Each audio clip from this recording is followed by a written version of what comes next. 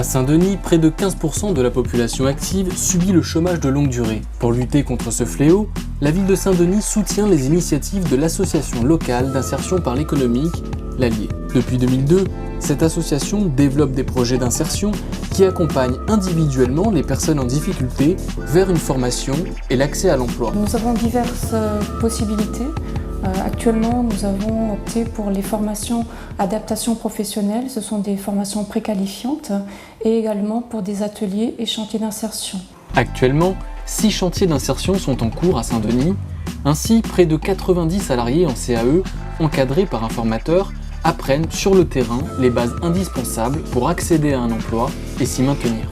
Nous faisons certes de la pratique, nous réalisons un chantier, mais dans un même temps, nous faisons en sorte que ces jeunes aient un emploi à la fin ou avant la fin de ce stage. Mon rôle est de faire en sorte qu'ils arrivent à acquérir des bases. Là, dans le cas où on est, c'est des bases sur le plateau, mais c'est aussi des bases sur, disons, être à l'heure, savoir s'intégrer à un groupe, travailler en groupe. Il y a plein de bases qui sont liées à la formation professionnelle. J'avance, vu qu'on travaille, mais on est encadré quand même par l'Allier. Et on a des fiches de paye, et on apprend plein de choses. Ça me booste plus. Plus quand je faisais rien. Après avoir parfait toutes ces bases, nous faisons un accompagnement très poussé de façon à pouvoir leur trouver aussi des entreprises, au moins retrouver une vie active avec un emploi, un salaire et se resocialiser dans la société actuelle. L'Allier s'adapte aux différents niveaux des publics et met en place des formations préqualifiantes. Ce dispositif d'adaptation professionnelle commence par une sélection. Le premier critère, une réelle motivation. Disons que j'aime beaucoup la boxe, donc c'était pas quelque chose que j'avais prévu depuis longtemps, mais comme c'était intéressant puisqu'à la fin il y a une débouchée, puisqu'on a un diplôme professionnel, c'est intéressant pour trouver du travail, quoi. Plein de gens travaillent, mais ils font pas forcément quelque chose qu'ils aimeraient faire, alors que moi j'ai la chance de le faire, en plus je suis rémunéré pour ça, donc c'est très intéressant. Avant tout le sport, le dépassement de soi-même, c'est quelque chose qui m'apporte beaucoup dans la vie en général. Et la boxe plus particulièrement, c'est un sport que j'adore. Voilà.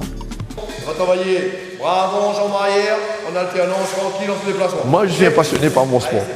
Moi, mon sport, je suis passionné, j'ai été compétiteur, j'ai fait du haut niveau et c'est pour ça que ce projet me tenait énormément à cœur parce que moi j'ai fait avec mes propres moyens et aujourd'hui moi je voulais donner un coup de main aux jeunes qui ont le niveau mais qui ne peuvent pas atteindre le haut niveau parce qu'il y a plusieurs obstacles à passer et là je suis là pour leur donner un coup de main avec les partenaires bien sûr mais moi je suis passionné par mon sport et donc comme eux ils sont des passionnés aussi. Donc ça peut qu'avancer. Autre facteur décisif de la réussite de l'adaptation professionnelle, l'immersion dans l'entreprise. Pour Martial, stagiaire technicien du spectacle, être sur le terrain entretient la motivation et développe la confiance en soi. Tu penses qu'on apprend mieux aussi quand on apprend en faisant? Moi je pense que c'est les deux qu'il faut, c'est-à-dire en parler et ensuite le faire. Et pas laisser 6 mois entre. Bon, on apprend de la théorie, on nous apprend qu'est-ce que c'est ça, qu'est-ce que c'est pas ça, pourquoi est-ce que c'est ça et pas ça. Et puis surtout ce qui est très intéressant, c'est qu'on a la chance de travailler directement avec les professionnels. On vient sur le terrain et on voit qu'est-ce qu'ils font, pourquoi est-ce qu'ils le font. Cette immersion professionnelle est doublée d'un suivi renforcé. Comme ici au CRIJ, où les stagiaires techniciens du spectacle ont retrouvé leur formateur pour se documenter sur leur orientation future. Il n'y a pas beaucoup de gens qui connaissent où est-ce qu'il faut aller, où sont les écoles, quelle étude il faut faire.